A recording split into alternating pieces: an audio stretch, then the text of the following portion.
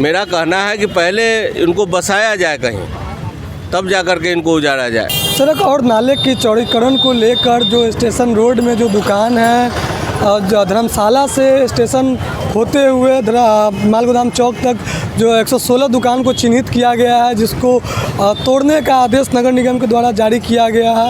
आपको बता दें कि जिसके एवज में जो स्टेशन रोड दुकानदार संघ मुजफ्फरपुर जो है वो लोग आज यहाँ पे धरना पे बैठे हैं अपनी मांगों को लेकर, और इनके समर्थन में आए हैं पूर्व मेयर राकेश कुमार पिंटू हैं, वहीं साथ में शब्बीर अहमद अंसारी भी मौजूद हैं जो कि पूर्व प्रत्याशी उप मेयर के रह चुके हैं। इनके समर्थन में आए हैं, हम इनसे बात करेंगे, जानेंगे क्या कुछ पूरा मामला है इनके समर्थन में आने पर।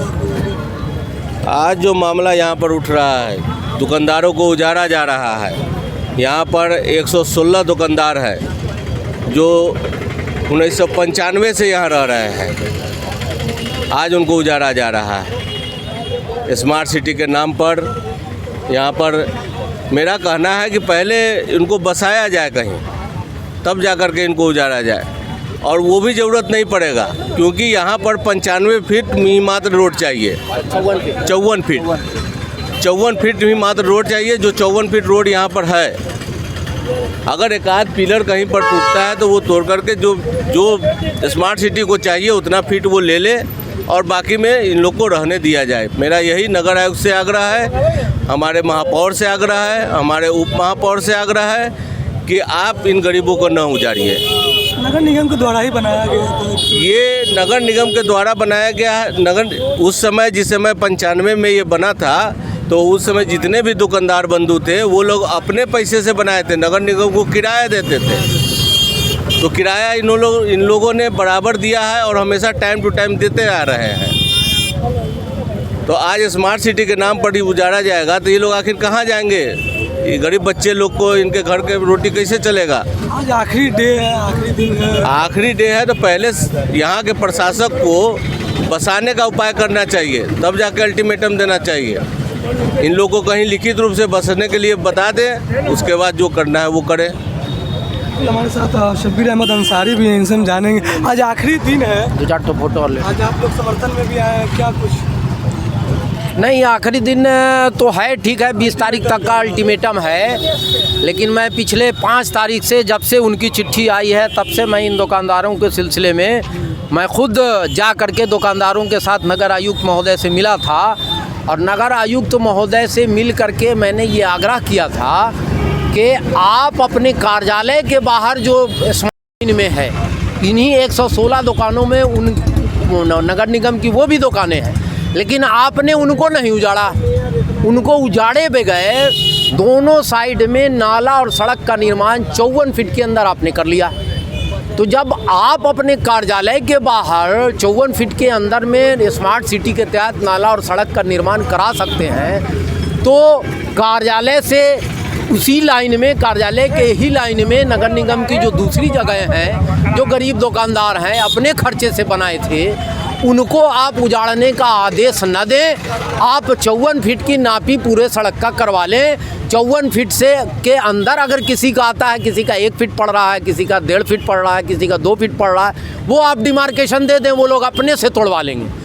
लेकिन अगर 54 फीट के बाद ये दुकानें पड़ रही हैं जिनकी, उनको बचा लिया जाए। उन्होंने आश्वासन दिया, लेकिन कल आ करके जब वो डिमार्केशन के लिए आए तो सीधे अपनी बात से पलट गए और नादिर शाही और हिटलर शाही फरमान दे दिया दुकानदारों को कि आप लोगों को हटाना पड़ेगा, आप लोग हटा लें। हम उनके इस नादिर शाही और हिटलर शाही फरमान के खिलाफ हैं। हम दुकानदारों के हित के लिए पहले भी लड़ते रहे हैं और आगे भी लड़ते रहेंगे। इसी के तहत आज से अनिश्चितकालीन धरना, लोकतांत्रिक तरीके से हम लोगों ने अनिश्चितकालीन धरना दुकानदारों ने रखा है, हम लोग उसमें सहयोग कर रहे हैं। और हमारा ये कहना है कि जिन दुकानदारों को नगर निगम ने ही बसाया था जगह अलॉट करा करके, और इन लोगों ने अपने खर्चे से दुकानें बनाई थी, इन गरीबों को बचाया जाए।